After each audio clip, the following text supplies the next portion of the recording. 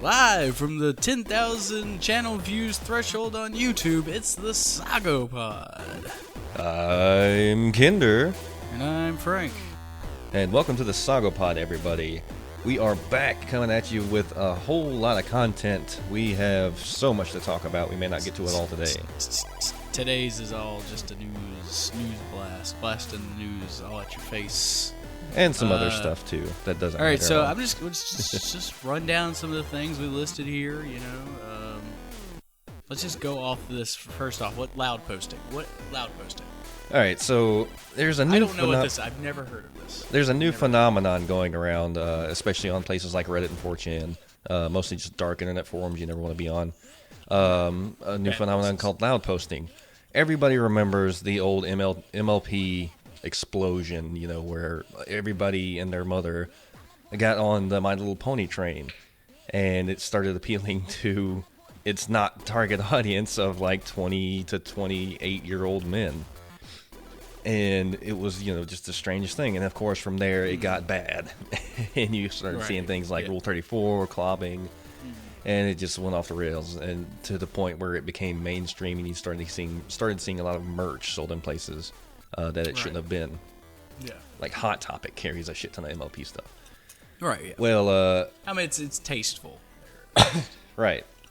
And the latest phenomenon in this weird trend of cartoons appealing to people they shouldn't is Loudposting, and that's the Loud House appealing. Oh, okay. Yes. Okay. Yeah, the new cartoon, The Loud House. A very well done cartoon, actually. Yeah, it's got great animation style. I like it a lot. It's very calls back to Pepper Ann and even just Schoolhouse Rock in a weird way. Like, right, yeah. And it has a lot of, like, comic book style, like, newspaper comic style animation in it. And it's actually a fairly well-written show as well. I mean, the storyboarding is very well done. And I think that's what started it, the same way as My Little Pony. It had a very good animation, very well done, because it was done by, what's her name? One of the animators for old, like, not Hanna-Barbera, but like Dexter's Lab and stuff, like getting Tartakovsky she stuff. did the woman that created the My Little Pony Friendship is Magic. Yeah, she worked on Dexter's Lab, a lot of those old cartoons and stuff like that. And this guy that created Loud House, he worked on Dexter's Lab and Powerpuff Girls as well. That makes sense. So he's from that same animation school, very clean. He also worked for Spumco. I don't know if you feel sorry for that guy. But of course, it's gone in. It's starting to get into strange, weird territory again.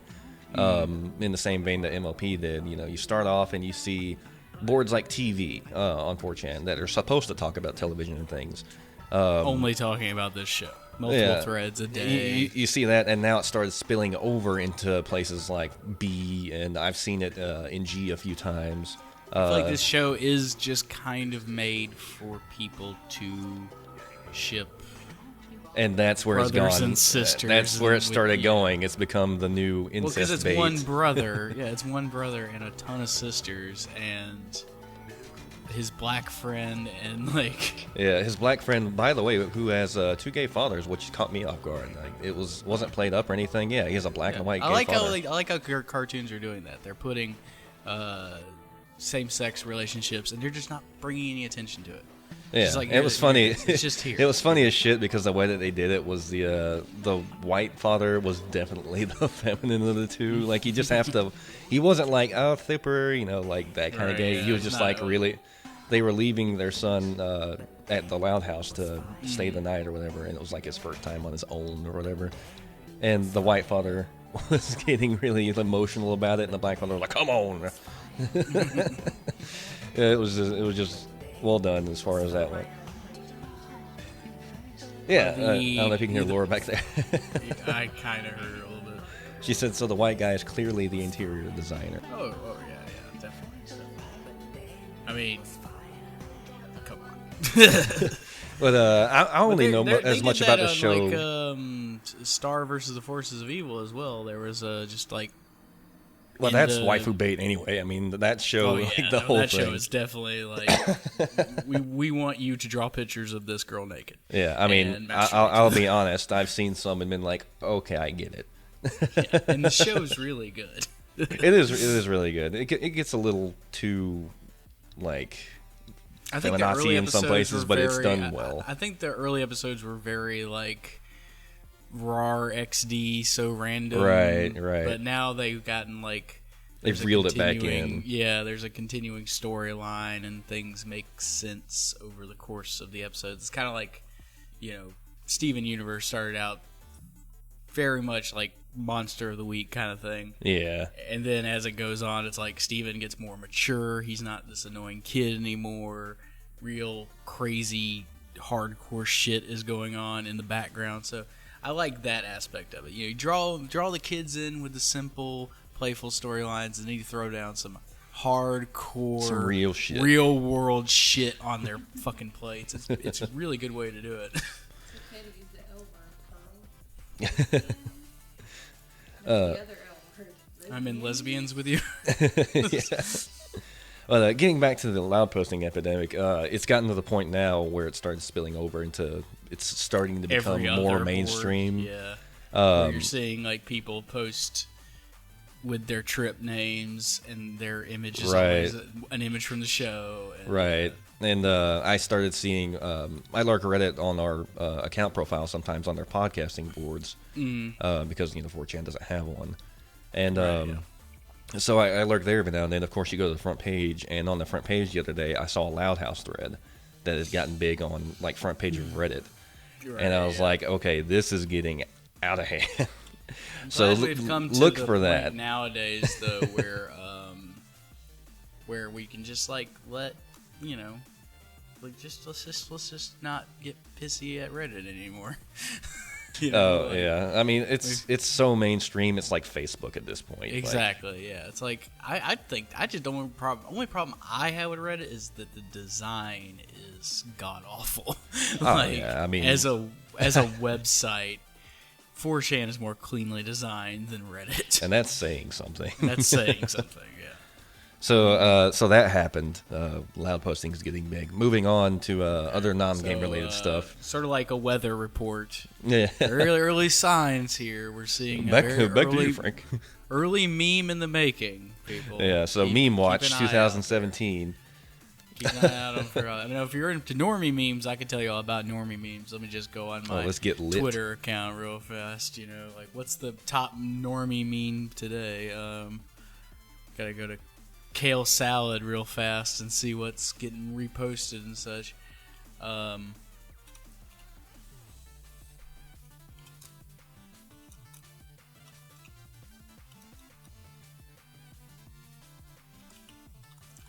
Okay. All right.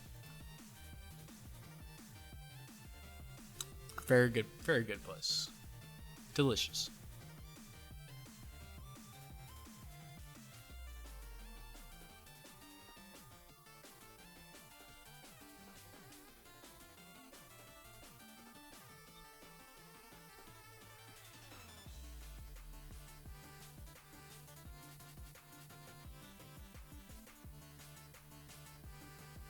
Right.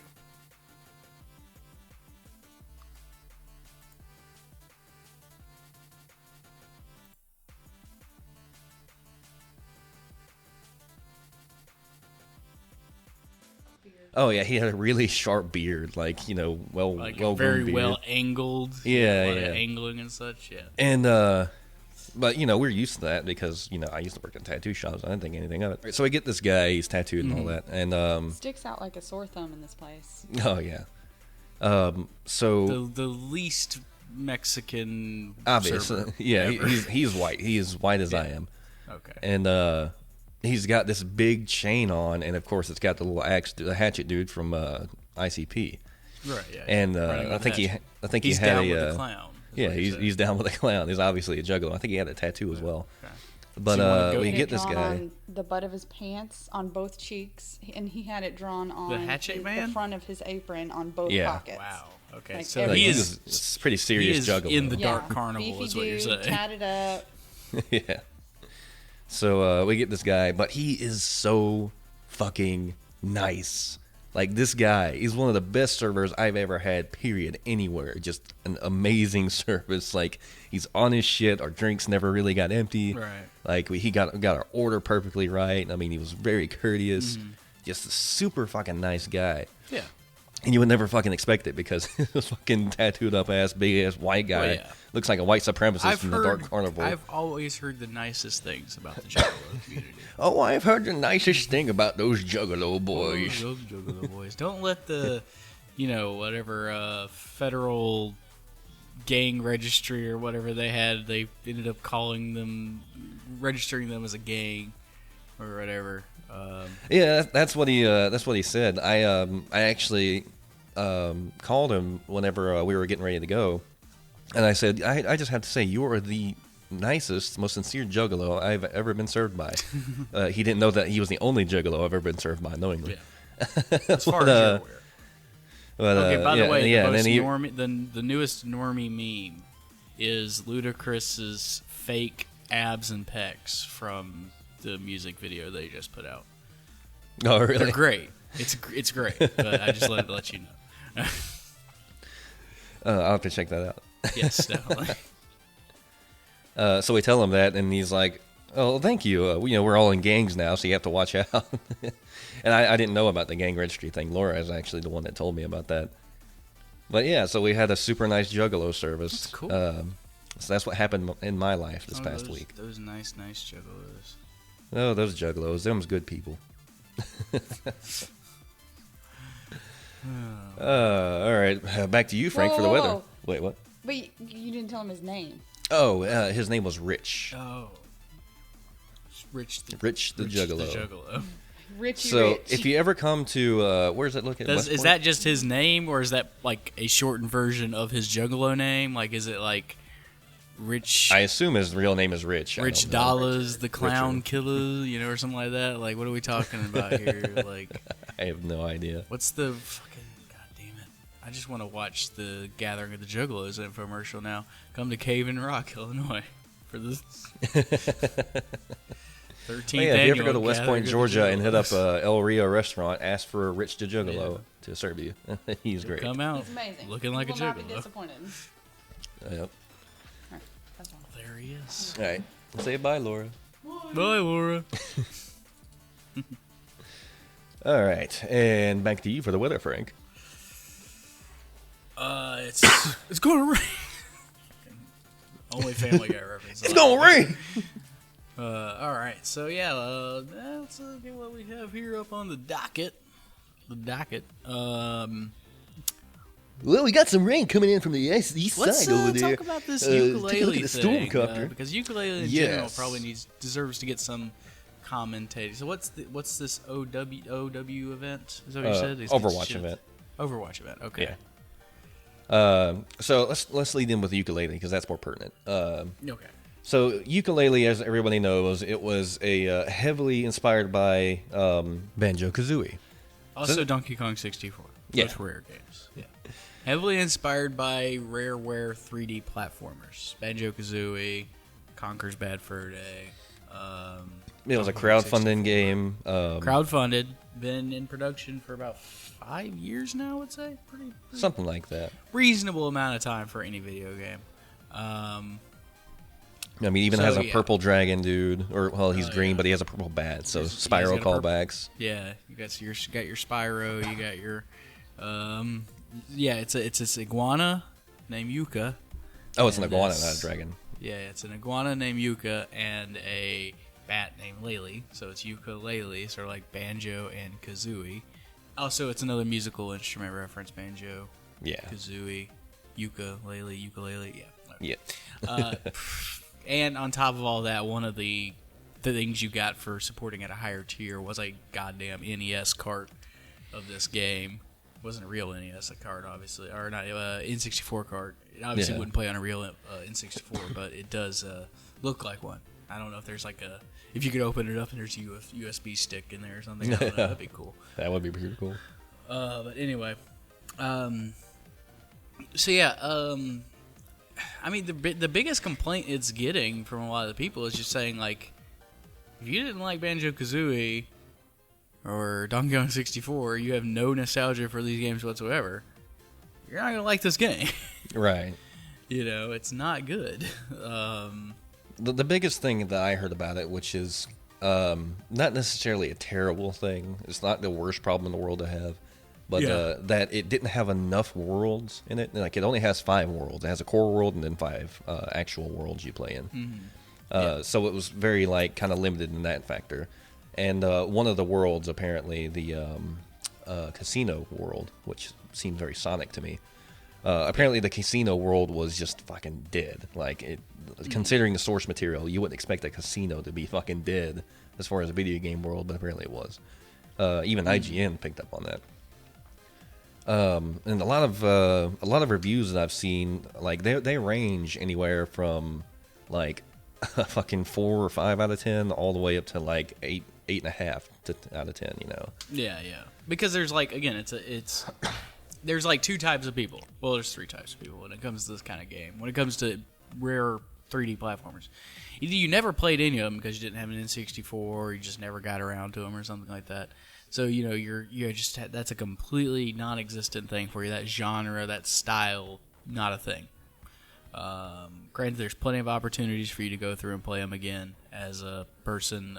You know, with the Xbox re-releases, Banjo-Kazooie Nuts and Bolts does play like, when it comes to the basic controls, does play like a banjo game. Now, the whole conceit of the game is completely different than anything else, which is why it's my favorite.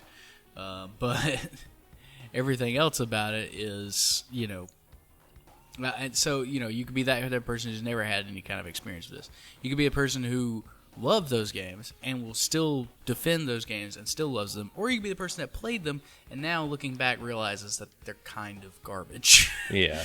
I was kind of in the like a middle camp on that. Like, Banjo-Kazooie, I didn't have an N64 till later anyway, and I didn't really play any Banjo-Kazooie until a little later. I thought Banjo-Kazooie was okay when I played it, but I didn't think it was like phenomenal or anything. It was just kind of. I just think they were like, I mean, Banjo came out post Mario 64. You know, like the epitome of 3D platformer that set the standard by which all others would be judged. Yeah, and yet it still comes out, and like, it's not a bad game, but for the time, it wasn't a bad game. Looking back on it now, all those features and all those things are just things that come from the console, things that come from, you know, having to design around the console as opposed to designing the game and then trying to make it work on the console. Yeah.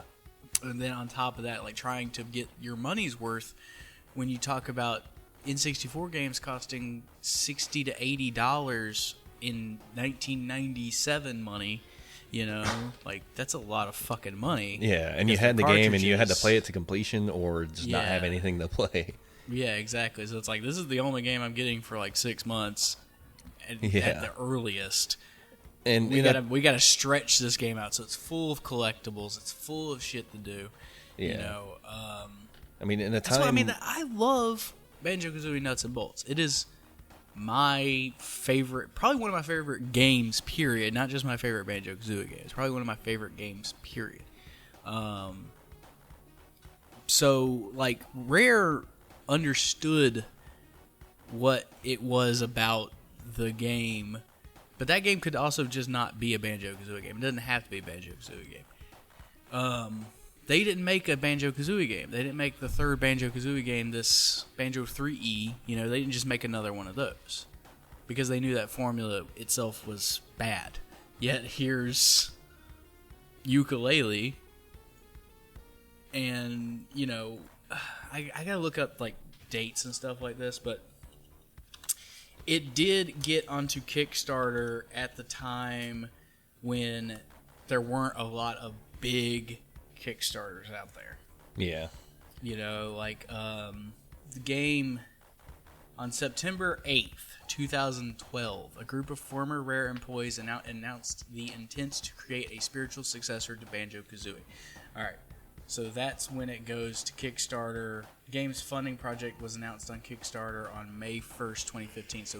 So it had been in production for 3 years. And then on Kickstarter to, I guess, push it over the hump, or maybe even possibly use it as a way to get some extra publicity out there, maybe. I don't know. Yeah. I'm not going to read too much into what they were doing there. But it did pass in Kickstarter. Is that currently the highest funded UK video game in Kickstarter history, passing the previous record held by Elite Dangerous. And Elite Dangerous was a big fucking game. Yeah. So when it comes to Kickstarter, same with now it's not as big as Star Citizen or anything like that. But if it's we're talking May 1st, 2015, that's really not that long ago on Kickstarter. And that's definitely way before, I believe, what is it, the Double Fine Adventure game? Double Fine Adventure? Yeah. Broken Age. Alright, so yeah, Double Fine Adventure, Broken Age came out on, came out of Kickstarter at,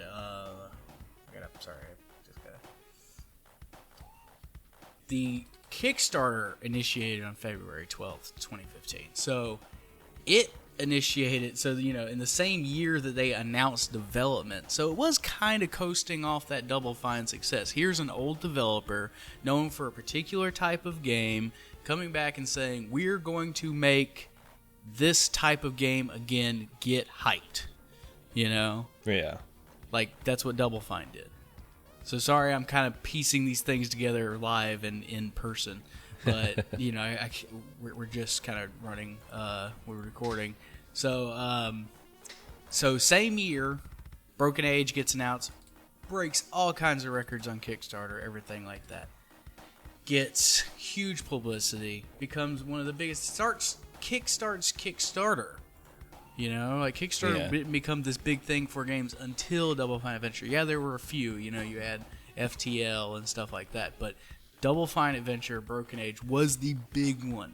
And so Yookah Laylee comes out same year announcing the same concept. People get behind it. Kickstarter, huge success, etc., etc. And I think those things all together just set you up for failure. Yeah. I think almost immediately, because Yookah Laylee is unapologetically Banjo-Kazooie. At least Broken Age isn't unapologetically a Double Fine adventure game. There are some similarities to those classic Double Fine games, especially the 2D ones, like your Full Throttles and stuff like that. But Thimbleweed Park is more unapologetically an adventure game. This game kind of does some things a little differently and is definitely more on the telltale side of adventure than the solve puzzles and do things side of adventure like Thimbleweed Park is. So yeah, that's to me is like the biggest problem with Yookah Laylee, and the reason why it's getting so much shit is the fact that it's just so much like it, unapologetically so, down to the music being done by the same people. I mean, that's the whole thing about it, though. Looking exactly the same. It was always meant to be nostalgia bait. Yeah. And it was never really meant to be anything original. And, riding that wave of nostalgia, it's hitting its target audience perfectly. I mean, from what I've read, it does scratch that itch up until you get to World 4, which is Casino World, apparently. And it has a whole shit ton of collectibles, unlockables, and things like that. I mean, it really tickles that little funny bone of nostalgia with Banjo-Kazooie. But like, unless you're JonTron, I mean, Yeah. Unless you're JonTron, you're not really necessarily into it. Like, I wasn't a huge fan of Banjo-Kazooie, but I was a huge fan of, like, Spyro. Obviously, I was a big fan of Mario 64. And in this day and age, when you can buy 10 games for $5 with Humble Bundle, you gotta really jump for my attention. And you have game creator, or you have developers like Nintendo that do things like Super Mario Galaxy, Super Mario Sunshine, things like that. I mean, those were post Super Mario 64 games that were done right. They were platformers done right because they had something original to offer. It was completely new. It still had the same formula, but it was implemented in such a different way that it kept your attention. Whereas Banjo-Kazooie at the time, it was totally new and different. It wasn't Spyro. It wasn't ripping off anything else. It wasn't nostalgia bait. It was like universally its own thing. It had this distinction amongst what was out there. Yeah, because you did have it wasn't anything like Crash Bandicoot. It wasn't anything like Mario 64. It wasn't anything like your Spyros, your Gex, your, all your other games. It was unique, but also had the pedigree of a developer like Rare behind it, which helps it a lot. But, you were talking about the spread of these reviews. I'm looking at Game Informer giving it an 8, but GameSpot giving it a 6, and IGN giving it a 7, but Polygon giving it a 5.5. Like, yeah, I mean, it's exactly what I mean. It's just spread all over the place. We're living in a day, like I said, where you're not going to see a lot of games coming out that aren't there below 5. You just can't use all the scale anymore because nobody's going to put out a game that's going to get it 4, 3, or 2, or 1. They know these things. They have these metrics in place and things. Yeah. Like that. So, there is a spread. So, they're not going to be. But even so, you got to look at a 5.5 as being on the lower end of the spread that you can have, meaning that it's probably not good. Yeah. At least to this reviewer. But you have to look at who's the reviewer. It's this lady by the name of Chelsea Stark. I don't know what Chelsea Stark's relationship is with Banjo-Kazooie as a writer. Yeah. Like as a gamer. Like, did she play those games when she was younger? But then I look at it over here and I see like IGN still gave it a 7. I know Marty Sleva is a big fan of Banjo-Kazooie and stuff like that. But right. And since that was kind of the middle of all the interviews, that middle of the road score, that's the video that I actually watched before we got on the podcast. And that that's kind of where I'm pulling information from. And he did seem to kind of take it and look at it somewhat objectively. You could tell that he was a big fan of Banjo-Kazooie, that he loved the genre and all, which, he's the target audience. So that seems like a good thing, in my opinion, to take advice from, to take a review from, is somebody like that, their target audience. And the way he explained it it did make a lot of sense. Like he said these worlds are huge, there's a lot to do, there's a whole shit ton of unlockables, collectibles, stuff. At its best, it's great. At its worst, it's fucking dull. And that's the kind of review that I mean. Kudos to whatever his name was, the IGN guy that did the video. Kudos to you for being honest about it.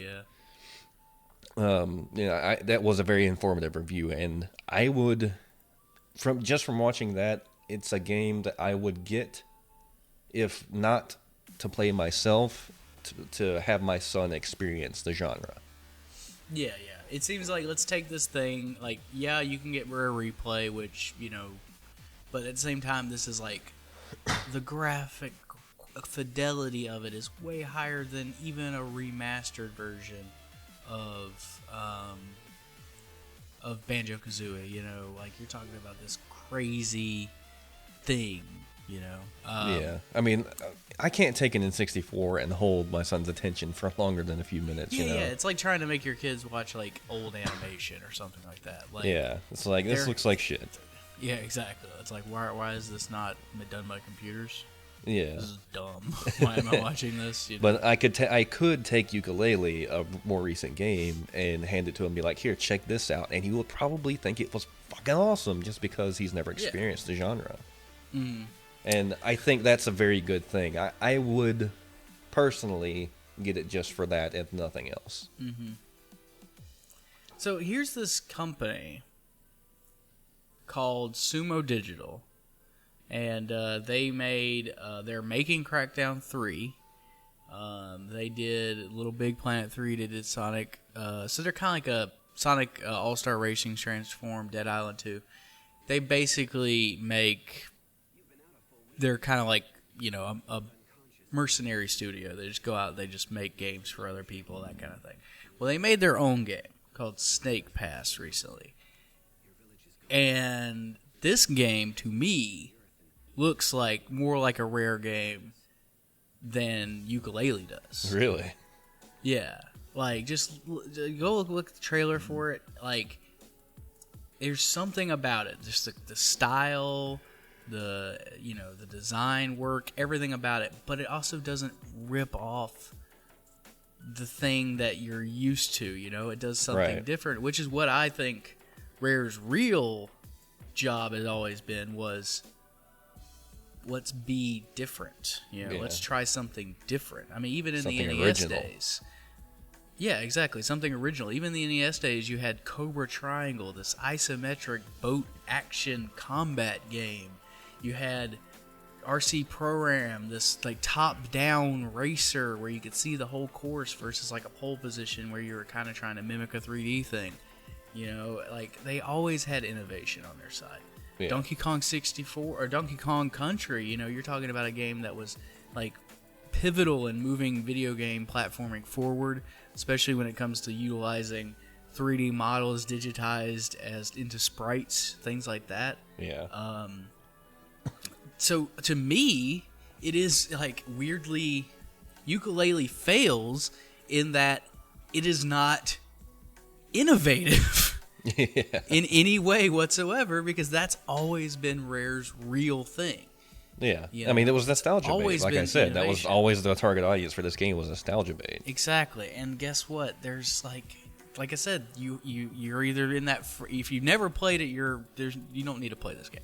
Yeah, I mean, when you limit your audience, played it, you either played Banjo-Kazooie and hold it to this impossibly high standard, or you played Banjo-Kazooie and now on looking back, you realize it wasn't as great as you thought it was. And when you develop a game and do it as nostalgia bait, right out of the gate, you're limiting the audience that you can market this to. And that's a really bad idea if you're trying to make some real money. I mean, I'm sure they made plenty from the Kickstarter and all, because, you know, every huge Kickstarter... Uh-oh, hang on, screen died. There we go. Every huge Kickstarter that gets as big as that, you know, they end up making more money for their development than they use. And, you know, that's their true profit. Mm-hmm. But when you do that and just limit your market out of the gate, it's going to be a bad idea. It's probably not going to turn out like it needs to be anyway. Your viewing audience is going to be the entirety of the internet. So they're already there. You're getting everybody and their mother that this game is not meant for reviewing your game. If you're not doing something original, if you're not doing something new, if you're not doing everything fun and like everybody wants it to be, then you're going to take hits for it. And I think that's where Yookah Laylee is right now. Yeah. All right, what else do we have? I think just to summarize, I think Yookah Laylee will find its feet somewhere in this world. I mean, it got its when it went out on, you know, Kickstarter and everything. Like that was, once it gets out there that way, you know, there's a lot. I mean, I'm glad that it waited till it came out to, you know, to release instead of releasing like early access versions and things like that. I'm glad they put their effort in and made the game. But again, glad to see it did get released and didn't just go down a shithole. And then we got to have this whole conversation about Kickstarter as like a rip-off thing, you know, like. Yeah. So I'm glad that did come out, you know. You want to take a break and then come right back? Sure. All right. We are half an hour in. We are going to take a break, and we will be right back with a little bit of Nintendo Switch and Zelda news. See you in a second.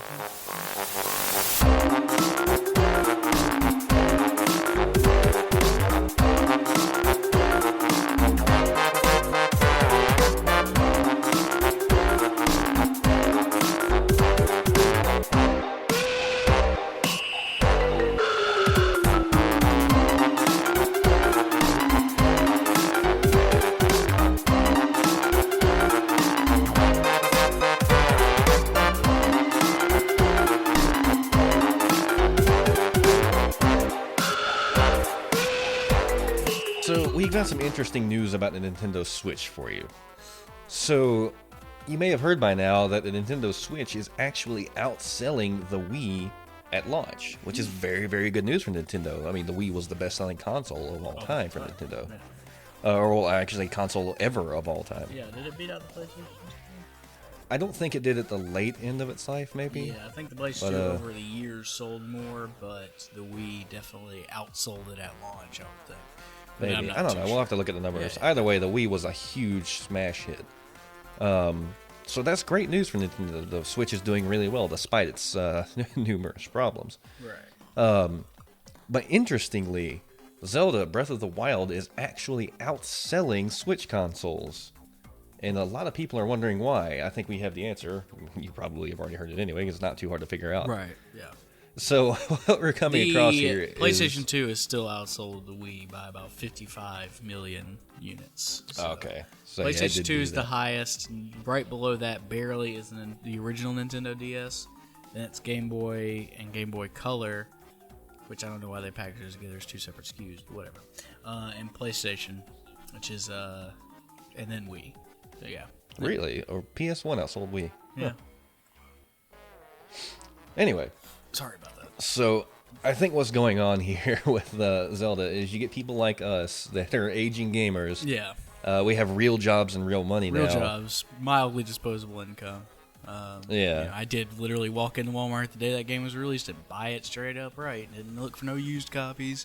Didn't try to Yeah. get a cheaper version. Isn't it a good feeling? Oh yeah, just being able to walk It's in such and a good say, feeling. I'm buying this game. But yeah, Yeah. and that's just on the Switch. Right. It's not even right. including the possibly millions they sold on the Wii U.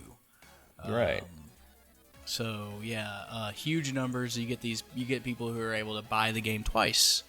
You know. Yeah, and what they're doing, I think, is they're buying like collector's editions Yeah. or a copy to keep sealed. Yeah. For collecting purposes or This is a reselling big on eBay. game, and this is the one you would want to do that with, but you know. Yeah. So I think that's what's going on there. Is a lot of people are buying two copies, one to keep, maybe one to sell, and one to actually play. Yeah, yeah. So that's just an interesting problem that we've been coming across with this with Zelda. It's such a good game. It's outselling the console. Yeah, and they have done some real good, like updates to the game since it came out. Like they actually have done. Nintendo doing Nintendo updates? has patched this game twice since its release. Oh my God. You know, like, and I mean, because like when it came out, it's not like it was a buggy, broken mess. So it's not like they needed something Yeah. right away. I mean, there was an update that came out day one, but like overall, it's not like it was like this broken game. So yeah, it came out. I don't know if that's a good thing or a bad thing because Nintendo, they're not known for having any bugs at all. Yeah, or needing to yeah. patch I mean, but they anything. have had them, especially as development gets more and more complicated. But you know, of course, they've Yeah. come from a generation of where like, no, this thing gets put on physical media. This is the Yeah. only way this game is getting played. It better not have a fucking game-breaking glitch in it. I mean, even Mario 64, as buggy as it is now compared, I mean, at the time, it was a very well done game, very bugless game. As far as to be the first 3D platformer, well done, Nintendo. I mean, honestly. Yeah. But so yeah, that's going on with Zelda right now. We don't want to talk about Zelda anymore. We killed it last episode. I'll fucking talk about Zelda all fucking day. I don't fucking care. That game is good as fuck.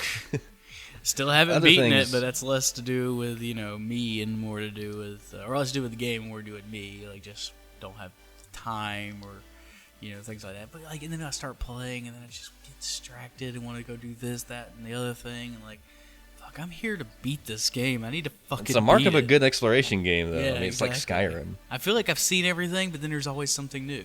Like I looked at my map and I was like, "The fuck is that?" Went up there. There's a fucking big ass labyrinth.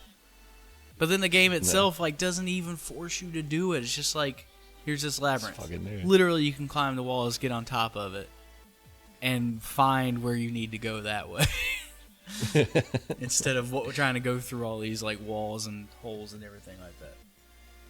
There might be an achievement or something. I don't know if they have an achievement system on the No, they don't. Switch.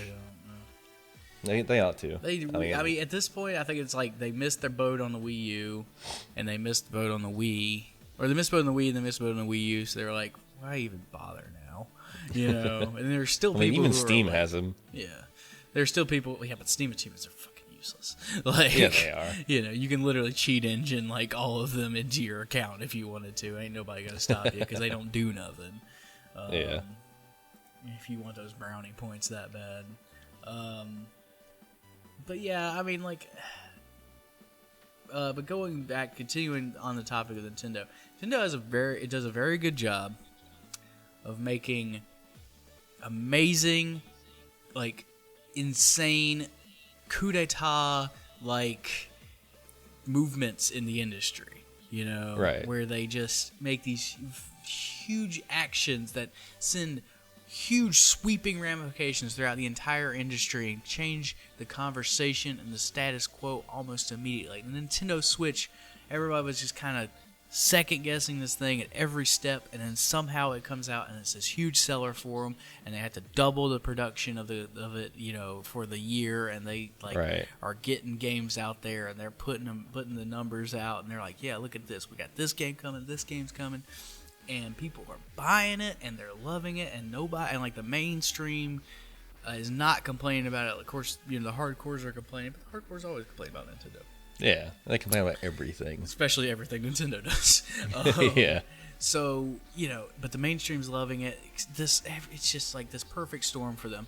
And then they make these super dumb decisions that don't make any sense to somebody who's been following the industry for as long as we have, to people who are in the industry.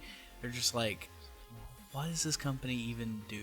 Like, what is their, why do they even still exist and they make decisions like this? So they had this huge selling thing called an NES Classic. For those who are not aware, live under a rock. It is this tiny micro NES, possibly with possibly with some kind of Raspberry Pi-like architecture inside that emulates 30 classic NES games.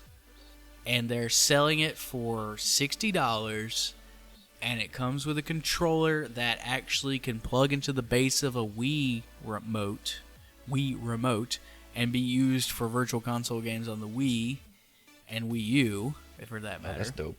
I didn't know that. Yeah, so it's the same plug and everything. And it's why the cord's so short, because it's supposed to be like the Wii U cord, or the Wii nunchuck cord length, kind of like that. So it's this thing, and it's selling insane numbers for them. Now, from Nintendo's perspective, they say there is a production issue. We need to end production, clear these things out. They're probably selling these things at a mild loss, I would think. There's a lot of plastic. There's a lot of hardware that goes into making these that I'm sure they don't want to keep spending on, especially with the virtual console possibly being in the future. Considering what they're selling them for, they have to be making a profit on it. I mean, I would think. I would think they're making a profit, but they're probably not making a lot of... They might be making a profit, but it's probably not enough profit for them to continue the production of it. Or maybe even it's a weird thing where, because they're going to be releasing a virtual console for the Switch, they're afraid that this will eat into the profit of that, Right. So I think there's a lot of reasoning behind it, but of course Nintendo, being this monolithic Japanese company that's very much set in their ways, are not going to come out and say, look, we're afraid of this cutting into our virtual console sales, so we're ending production now. We'll talk about things later, like maybe we'll see a second release or something after the virtual console launches, that kind of thing. But they're not that kind of company. They're the kind of company that's going to make up some bullshit that keeps the stockholders happy and move on with their lives. Until it just becomes like, that's just like the information they put out becomes the truth. Like, you can't argue with them and say, well, maybe this is the reason why. They're like, nope, production issue. Like, that's the truth. That's what they're sticking with their story. That's their story, and they're sticking to it. So, and they never go back on decisions. Very rarely go back on decisions. So even when they saw, this is probably the plan from the beginning. We'll sell this thing. We'll keep it in production until about April of next year for basically one fiscal quarter. We'll keep this thing in production. We'll say, okay, this thing good to go. All right, now let's end it. And but they don't go back on decisions like that. They don't ever go back on anything that they're saying. Even so, like I said, they had this thing set out from the beginning. We're going to end this after one production fiscal quarter. We'll end this production, and then we'll wrap it up, and that'll be it. Even when they saw the pre-order numbers going through the roof, even when they saw the sales numbers going through the roof, when I saw these things selling for quadruple their price on eBay, more than quadruple their price. They're $350 on eBay for one now, especially after the end of production was announced and stuff like that. Yeah. So what's out there is what's out there. That's all you got now. That's what it's, that's Yeah, it, and period. it almost seems like a fucking sneaky ass way to make a brand new Nintendo collectible. Yeah, exactly. Like they're kind of subtly doing, but I mean, like it always felt like to me that it was just always meant to be a way of like it just all feels it's very well coordinated on their part. So I can't really. we're getting the 9/11 truther territory here. Yeah, it's very well coordinated on their part. We have massive Zelda game releasing in March, new console releasing in March. We have nothing coming out between this date and this date. We need something to keep our names in the headlines. NES Classic. Let's do this thing. Yeah. It's quick, it's easy, we can get it done. We probably had these plans in work for years, but never saw a viable reason to release it, etc., etc. Here we go, let's do it. And then, it's kind of like with Pokemon Go and the new Pokemon game. You could tell, like, when they started making that new Pokemon game, they probably weren't thinking about putting in the old Pokemon and making new versions of them. But then when the Pokemon Go got really big, they were like, oh, we should probably think about doing this. Like let's repackage these older Pokemon in some fancy way, so when people who've been playing Pokemon or reintroduce the original 150, now they can go and they can say, oh, that's Sandshrew, but now he's ice. That's cool. Yeah. And like Speaking of Pokemon Go, that shit's still going and they're still updating. And they have they have released Generation 2 now at this point. And, yeah. Added Ditto fucking finally, and added all these other things that people have been asking for. Yeah. I keep still seeing don't know new how updates you get, for it. legendary Pokemon in that game. I don't know. Still don't know how you I mean, I keep seeing things for it, and I keep thinking maybe I should turn it on again. But then I remind myself, no. I finally got myself off of Yu-Gi-Oh because I finally spent money on my first booster pack, and I was like, wait a minute. Right. Yeah. That happened. That just happened right there. And I kind of made myself play for another week and refused to spend any money because I was broke. And I finally got off of it and just fucking deleted it. Yeah. God dang, fuck, that game was addictive. Yeah. I mean, that's really what got me to quit too, was I was just like, I'm about this close to just buying these booster packs. Yeah, they had a fucking deal on them though. It was like 3 packs for $1. It was like, yeah, I could do that. And then, yeah. Oh my god, I did that. Oh no. And then it felt good. And you kept doing it. And you kept doing it. I don't have... speaking of spending money on phone games, this is a story that just happened recently. Oh, yeah. So we went camping with my father-in-law, right? Yeah. And their family. And, my son, he's very technology-oriented. He loves video games and all that. I'm so proud. We were out there, and we have this little pop-up camper in the middle of this fucking campground, and we've already played on the playground all day. Everybody's fucking tired. Nobody wants to walk with him to the lake or anything. I'm like, just play a phone game. So I pull up something for him, and he knows how to work my phone now as well as I do. He found his way into my game section and turned on one of them. And I have this Futurama game. It's like a Bejeweled type game that is licensed by Futurama. Yeah. And Game of Drones, I think it's actually called. Yeah. Pretty decent little game, I got bored as hell of it after I couldn't just run through the levels anymore, and you had to start spending money on turns. Yeah. So he pops into that, and how kids do, they just go through menus and start clicking shit. Right. Yeah. Well, I don't normally let him play games on my phone. It's always on my wife's phone. Right. So I don't have a password or anything. I never thought to set a password or anything for my transaction. Because he never plays on it. Yeah, he never plays on it. The most he plays on it is Crossy Road, and you don't have to worry too much about that one. And he knows how to not spend money on that one, because I told him, all right, don't go here, Well, he played it for a little while, and this was the last day we were there. So we leave, we're on the way home, and he's playing it the whole way home. I get my phone back, and he goes to bed, and I sit down on the computer for a minute, and I get an email in my Gmail account. So I open it up because it says, thank you for your transaction. So oh, that's weird. I look at it. It's a transaction for Futurama Game of Drones, $99.99. I said, "What the fuck?" It's the best value, Kinder. So you spent $100 on a fucking Futurama game on my phone. You just had to let it go, right? Like, there's no... I was able to actually dispute it. I went to the game's terms and things. They had the link in the email. I went in and did a dispute, and it took like 3 days before it finally resolved itself, and I got a refund.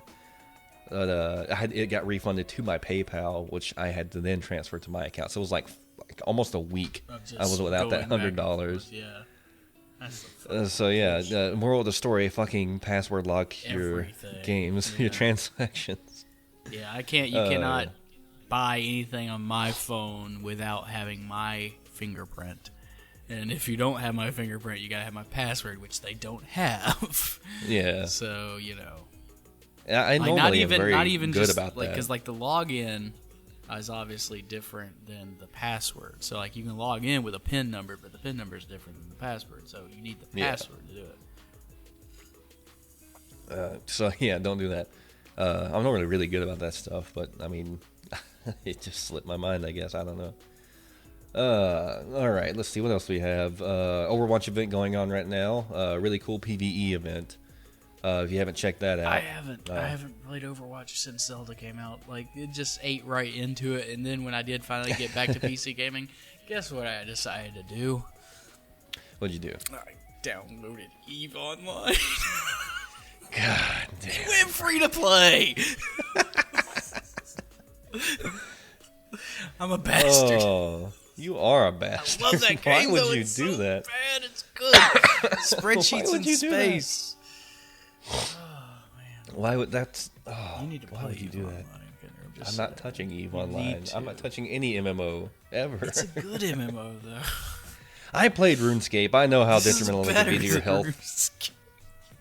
I know, and that's why I'm not playing it. Because it's more addictive. In a more insidious way than anything RuneScape could offer. Anyway, the Overwatch event is a PvE thing. You're set on King's Row, and it's like Omnic Crisis, I think. Yeah, it is, or yeah. Omnic So it's something. set during the Omnic Crisis, where the Right. So it's all the robot characters are AI controlled, and it's Right. what you And, you play as a strike Reinhardt, team. your Tracer, Yeah, you have Reinhardt, Tracer, Mercy, and Torbjorn. Mercy, and Torbjorn. Okay. Yeah, And- and you take one of those 4 characters and go through, and it's like a weird, the first part you go to, and it's like a CP, like a long capture point. So you go in there and you have to do a quote unquote hack. So you basically just stand in this area and defend it, like a hard point kind of. Yeah. You go in and you defend that point, and there's a wave of enemies comes in, and you try not to die. If one of your Yeah. characters gets downed, then you can go in and press R, and it's a slow resurrect. You can pick them back up like a revival. Oh, that's cool. And Mercy can also use her ult to revive everyone if she has it. Yeah. Which is great. So you go in and you do that, and then you go into a second hard point. You do the same thing, but it's a more open area. The first point's really like in a garage. So kind this of, with first only 2 point's like entries. you're defending the payload, right? Well, you're defending yourself. You're Really. You're just trying not to yourself, die while standing in an area. And then the next, you and then get to this- the next place. There's another wave, right? Yeah, there's another wave. It's more open, but the same as the first point, and you're attacked from all directions. And so it's like, And then- it's Orisa, Bastion. Yeah, you get Orisas and Bastions later on, Oh, and okay. they're hard as fuck to kill. But there's like basic enemies too that are like regular robots. Oh, they just some of them have a made them for the game. They're not like based off Right. any particular character. and there's one that has like a Reinhardt shield that can fire rockets. It's like a little small Reinhardt shield, and there's like the little ones, and there's little dog-looking ones that cut through the payload. So after you do the second point, you go to a third one, and you do kind of the same thing, but it's like in a different area, whatever. And that's the final hack. So it's just wave, wave, wave. Right, and they're pretty short waves. And then Yeah. you go into the hard part, the hard fucking part, the hardest part of the entire thing to me. You go to the first payload defense. Okay. So you have a payload, and you do the same thing, but this time you have to stop the payload from taking too much damage. And you have these little dog things are introduced, and they shoot lasers at the payload, and they can cut through it. They do a lot more damage. And you have the regular enemies plus the little Reinhardt shieldy ones that shoot rockets. So first wave is they introduce those. Second wave, they introduce those plus these big, like, what are they called? Cacodemon looking bomb things. Oh, really? Yeah, they look like a cacodemon. Just like a big robot ball slowly coming towards you, and you can charge it back with Reinhardt, and that's really the only way to push it back. It has a shit ton of health. Oh, wow. And if it gets to the payload, it explodes. So then you get 2 of those.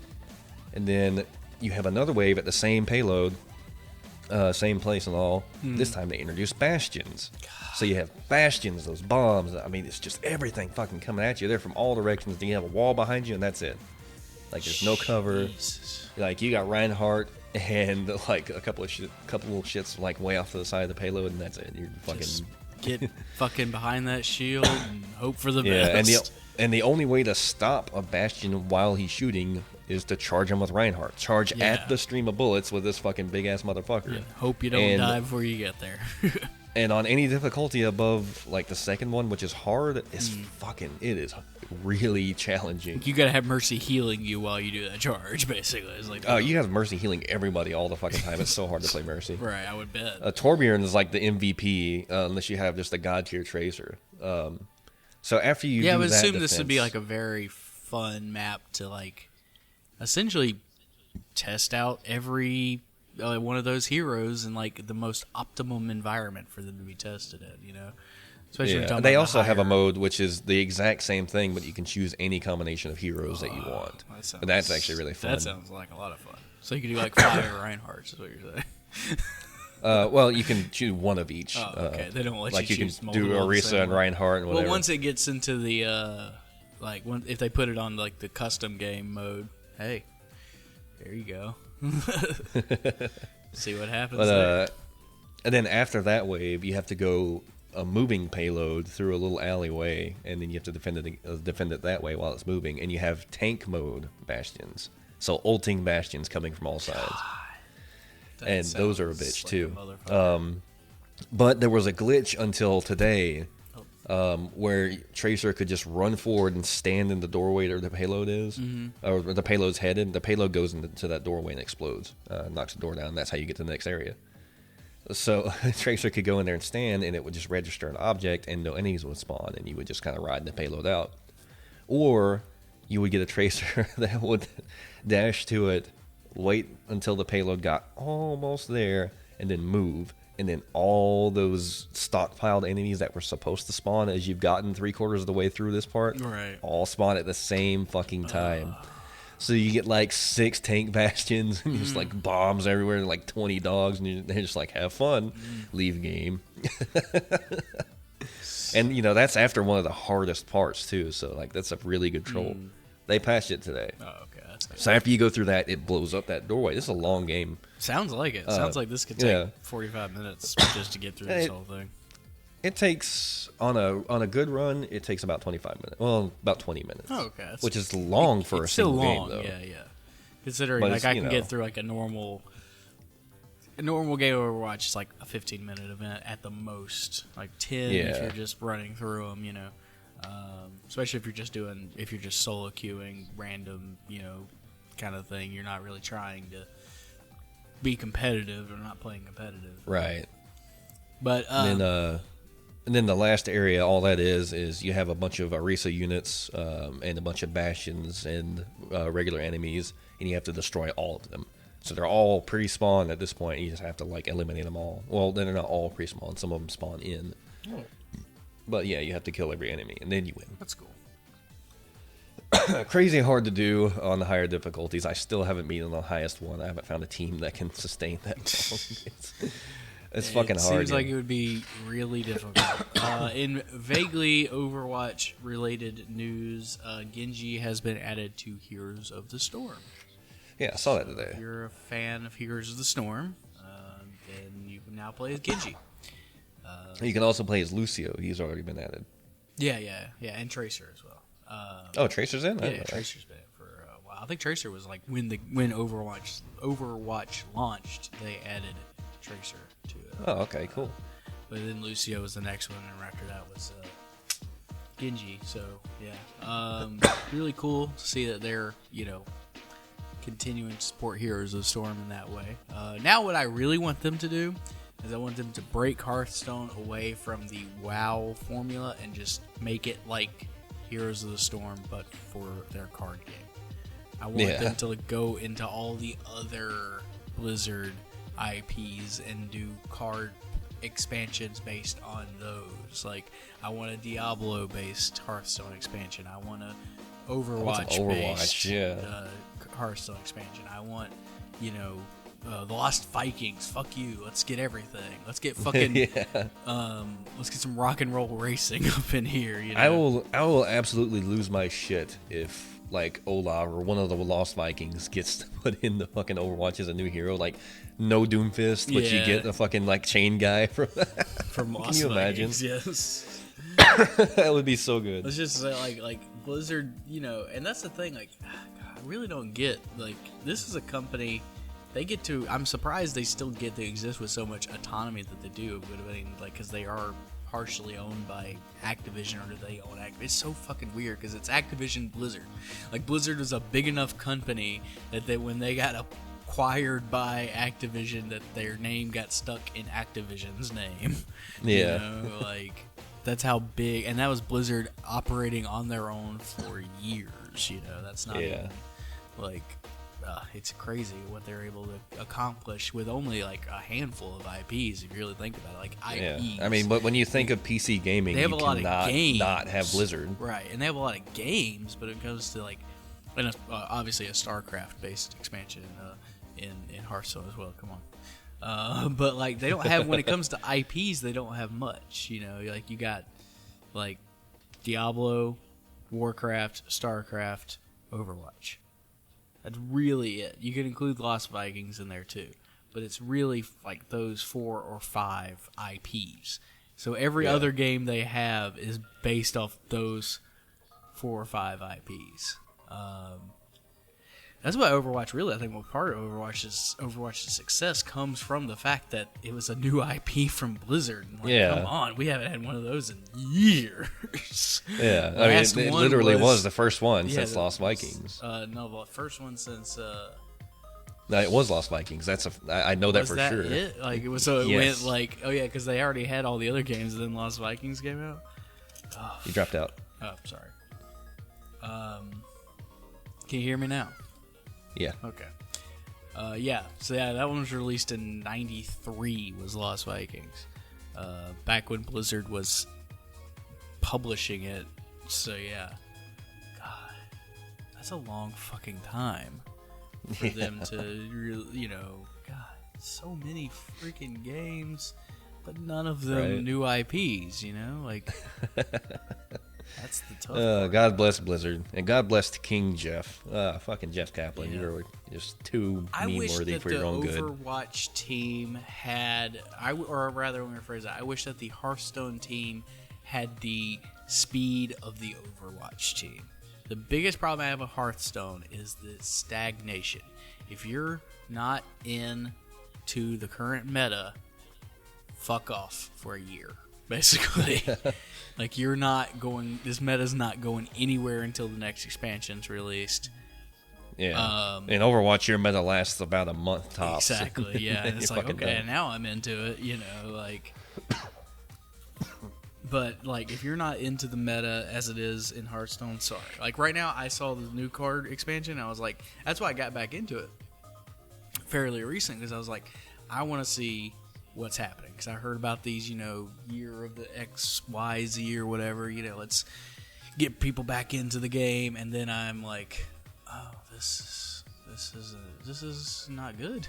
Like, I don't like where it's going. Like, it just seems like they're up the fucking RNG so goddamn much. They don't care about structure at all. It seems like their thought process is, if we base a lot of our mechanics around RNG, we differentiate ourselves from stagnant card games like Magic the Gathering. And there's not a problem with wanting to not have your card game be stagnant, because Magic, they have to rely on printing physical cards and such, and they don't have to. They also have to rely on like mechanics that are printed clear, black and white on these cards. But they don't have to worry about that with Hearthstone. They can have RNG. They can have effects that bring up cards that don't exist, that you don't actually own, et cetera, and all these other things. And they can have them do all these crazy effects. So I think their thought process is, if we have all this RNG, we don't have to worry about updating the meta, because the meta is always changing, because cards have RNG and things go different every time. No. What happens is people just avoid those RNG cards and they start playing the ones they know that will happen and have solid effects that they can rely on. Yeah. Because that's what happens every single goddamn time. And guess what? You get fucking Pirate Rogue and Pirate Warrior, because guess what? These pirates, they fucking work, and they do the same thing every single time. So you can put them in any deck you want to, and they work. Simple as that. All right, we are about an hour and 10 minutes into the episode. I think that's time to wrap it up. Yeah. So thank you guys for listening in. This has been Kinder and Frank from the SOGOpod. We are making very big changes. We are now on YouTube. Yes. We've been on YouTube before with some shitty content, but now almost all of our podcasts. Yeah. Some of them are good.